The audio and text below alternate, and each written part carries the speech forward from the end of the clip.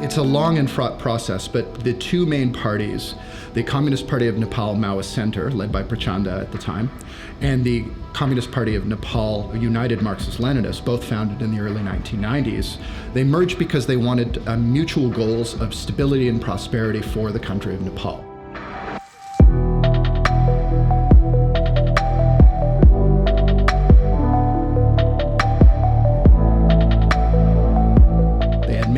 Overlapping interests in the country. They wanted it to be, of course, one that was progressive, one that was benefiting the majority of the population, one that uplifted the poor out of their marginalized position, and they sought to reform the country along a parliamentary path.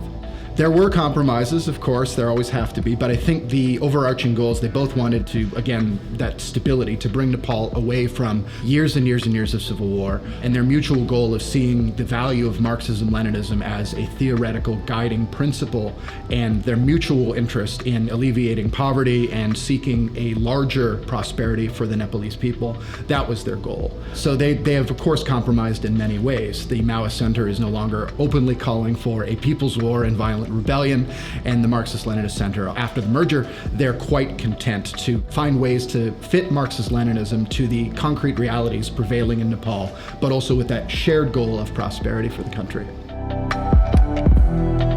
The fascinating phenomenon of Maoism is that it has this underlying emphasis on creative adaptation. So Maoism, Maozhuyi, doesn't really exist necessarily, at least in a formalized sense, in China. Right? It's Mao Zedong Xixiang, Mao Zedong thought is what's codified in the constitution. Maoism is what exists outside of China. So it is the Mao Zedong thought to be exported outside of China's bounds. And in each one of the cases where we've seen Maoism rise as a major force in the political scene, it's taken on a specific local flavor.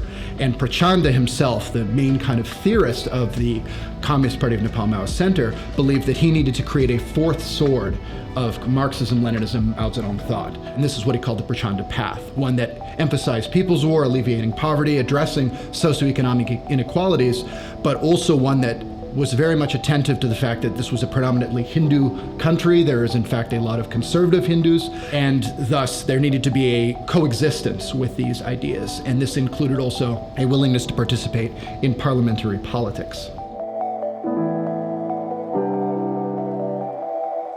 So at the time I wrote the piece, we were looking at a Nepal Communist Party majority. This was a party that still enjoyed 60 to 70% of national support. But since the article has been finished, on December 23rd last year, there was a vertical split within the party, and that has culminated in a direct split, officially mandated by the courts in Nepal, where the merger of 2018 is now null and void.